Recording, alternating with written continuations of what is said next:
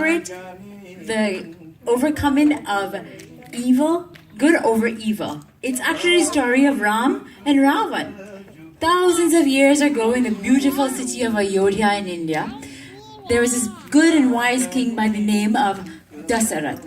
He lived with his 3 wives and they had 4 sons. They lived peacefully. However, Ram, his eldest son, who was the 7th incarnation of Lord Vishnu, lived with his wife Sita and their 3 brothers and their wives, and they lived all happily together. However, Dasarat had one wife that was extremely jealous of Ram. She wanted him to be exiled into the forest, and she wanted her son Bharat to rule. So, what happened was,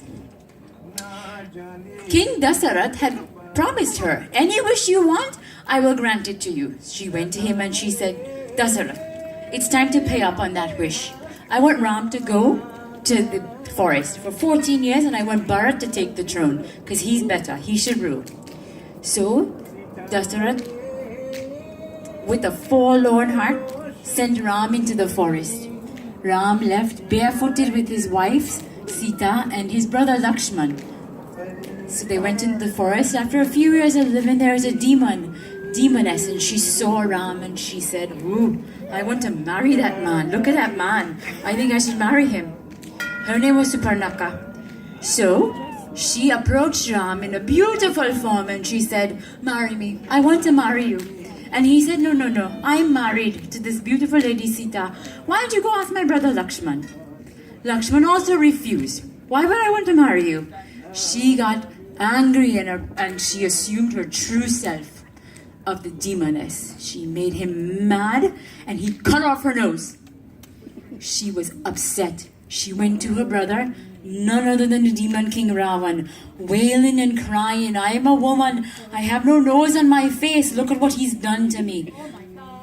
Right? Ravan said, I will bring revenge now on Dasarat's son Ram. So he got the help of another demon who assumed the form of a golden deer.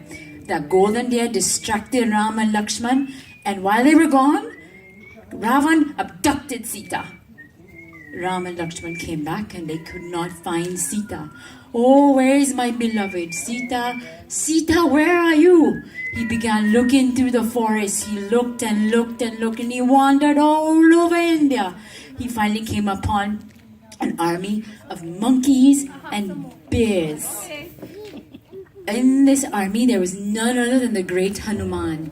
He was the greatest devotee of Ram himself. But he was not an ordinary monkey.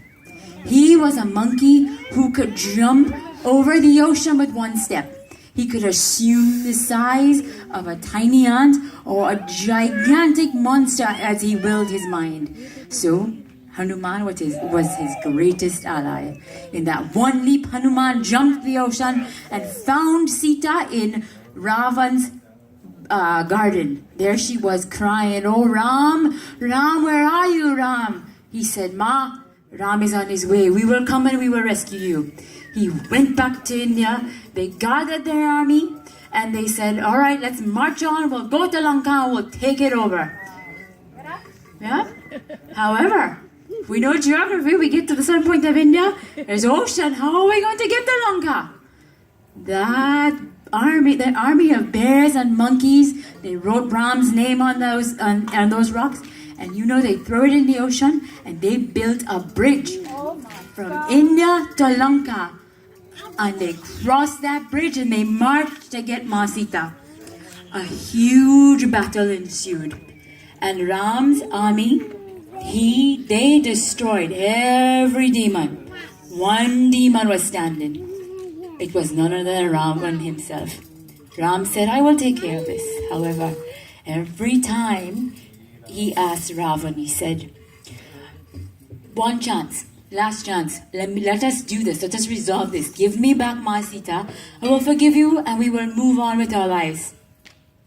He said, no, I will not do that. So Ram said, all right.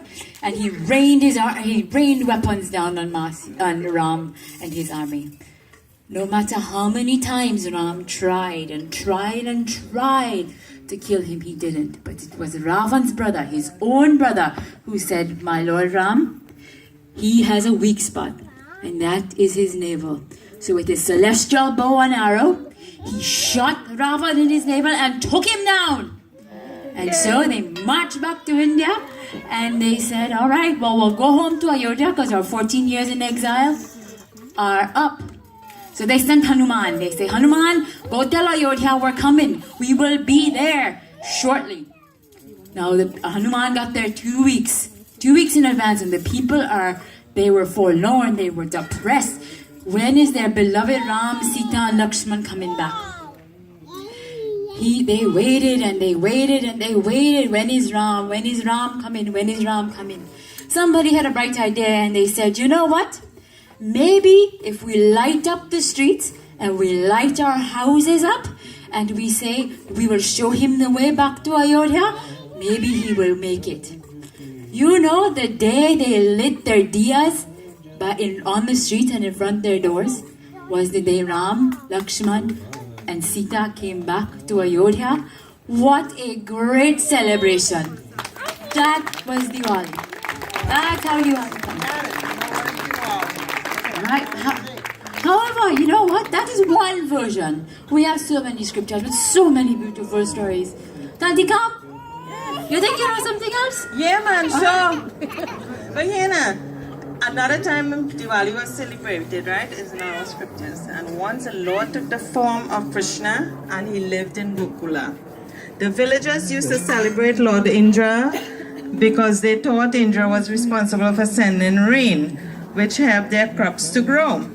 Once a year, they would cook all kind of wonderful food and offer it to Lord Indra.